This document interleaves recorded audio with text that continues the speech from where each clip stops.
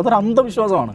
ഈ അന്ധവിശ്വാസം പേറി നടക്കുന്ന ആളുകളാണ് കമ്മ്യൂണിസ്റ്റുകൾ. കാരണം അവർ ആധികാരികതയുടെ ആളുകളാണ്. നമ്മൾ ഇന്ന് ജീവിക്കുന്ന ലോകം എന്ന് പറയുന്നത്, ഈ ഉത്തരാധുനിക കാലം എന്ന് പറയുന്നത്, this is not a universe, this is multiverse.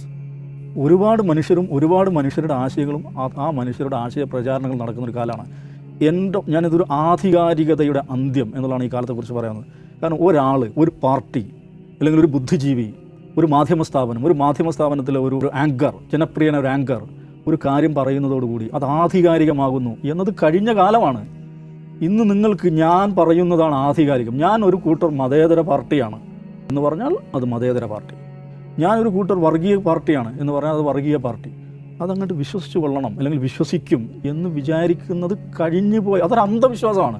ഈ അന്ധവിശ്വാസം പേറി നടക്കുന്ന ആളുകളാണ് കമ്മ്യൂണിസ്റ്റുകൾ. കാരണം അവർ ആധികാരികതയുടെ ആളുകളാണ്. ഇത് മനുഷ്യർ ചലവില ശബ്ദങ്ങൾ ഉണ്ടാക്കിക്കൊണ്ടിരിക്കുന്ന ഒരു മൾട്ടിവേഴ്സാണ്. ഇത് ഈ ആധികാരികതയുള്ള പാർട്ടികൾ, കേന്ദ്രീകൃതമായി പ്രവർത്തിക്കുന്ന പാർട്ടികൾക്ക് ഇത് മനസ്സിലാവില്ല. അവർ വിചാരിക്കുന്നത് അറിയോ, സർക്കുലർ അനുസരിച്ചാണ് മനുഷ്യർ ജീവിക്കുന്നതാണ്. സർക്കുലർ തിന്ന്, സർക്കുലർ കുടിച്ച്, സർക്കുലർ തലയിണാക്കി കിടക്കുന്ന ഒരു സ്പീഷീസ് അല്ല മനുഷ്യർ. അവർ ഒരുപാട് കാര്യങ്ങൾ ഈ മൾട്ടിവേഴ്സിൽ ജീവിക്കുന്നവരാണ്. അപ്പോൾ ആ കാലം കഴിഞ്ഞു എന്ന് ആധികാരികമായ പാർട്ടികൾ, കേന്ദ്രീകൃത സ്വഭാവത്തിൽ പ്രവർത്തിക്കുന്ന പാർട്ടികൾ ആദ്യം മനസ്സിലാക്കണം. പല ശബ്ദങ്ങൾ, പല ആശയങ്ങൾ, പല വിധത്തിൽ മനുഷ്യർ ചിന്തിക്കുകയും ആലോചിക്കുകയും ആ ചിന്തകളും ആലോചനകളും പരസ്പരം പങ്കുവെക്കുകയും അതിലൊരു ഇലക്ഷൻ സന്ദർഭം അതിലൊരു തീർപ്പിലെത്തുകയും അവരുടെ ഒരു ലോജിക്കൽ കൺക്ലൂഷനിലെത്തുകയും ചെയ്യുന്ന ഒരു കാലമാണ്. അവിടെ എല്ലാ ശബ്ദവും വാല്യൂ ചെയ്യപ്പെടുന്നതാണ്.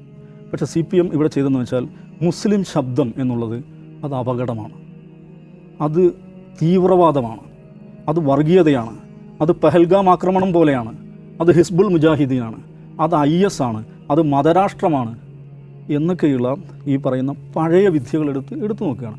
അപ്പോൾ അതിലൂടെ എന്താ സംഭവിച്ചാൽ, നിഷാദ് എന്നോട് ചോദിച്ച ചോദ്യം ഇതെങ്ങനെ ഫിക്സ് ചെയ്യുന്നുള്ളതാണ്. അത് ഫിക്സ് ചെയ്യാത്ര എളുപ്പമല്ല. കാരണം ഒരു വലിയ ഗ്യാപ്പ് രൂപപ്പെട്ട് കഴിഞ്ഞിട്ടുണ്ട്. അത് ഞാൻ പറഞ്ഞില്ലേ, മലപ്പുറത്ത് മുഴുവൻ സീറ്റിലും ജില്ലാ പഞ്ചായത്തിൽ തോറ്റു നിൽക്കുന്നു എന്ന് പറഞ്ഞാൽ പ്രതിപക്ഷമില്ലാതായി നിൽക്കുന്നു എന്ന് പറഞ്ഞാൽ അത് നിസ്സാര കാര്യമല്ല.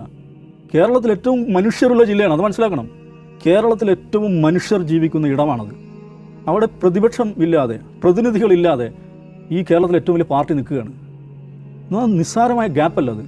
ആ ഗ്യാപ്പ് നികത്താൻ MP ഗോവിന്ദനെ സംബന്ധിച്ചിടത്തോളം സാധ്യമേ അല്ല. അദ്ദേഹത്തിൻ്റെ തിങ്കിങ് പാറ്റേൺ എന്ന് പറയുന്നത് വേറൊരു സംഗതിയാണ്.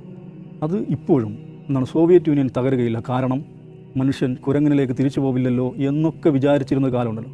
ആ കാലത്ത് ജീവിക്കുന്ന മനുഷ്യനാണ്. ഈ കാലം മാറിയിട്ടുണ്ട്, ഈ ലോകം മാറിയിട്ടുണ്ട്. ഞങ്ങളൊരു കൂട്ടരെ പൈശാചികവൽക്കരിച്ചാൽ നിങ്ങളെല്ലാവരും പൈശാചികവൽക്കരിച്ച് കൊള്ളണം എന്ന് നടക്കില്ല. പക്ഷേ സംഭവിച്ചു കഴിഞ്ഞാൽ എന്താണ്, ഇവരൊരു കമ്മ്യൂണിറ്റിയെ പൈശാചികവൽക്കരിച്ച് കഴിഞ്ഞു. ഇനി അതെങ്ങനെയാണ് അവരൊരു റീകോൺസിലിയേഷൻ ഉണ്ടാക്കുക എന്നുള്ളത് അവരാണ് ആലോചിക്കേണ്ടത്. അത്ര എളുപ്പമാണെന്ന് എനിക്ക് തോന്നുന്നില്ല.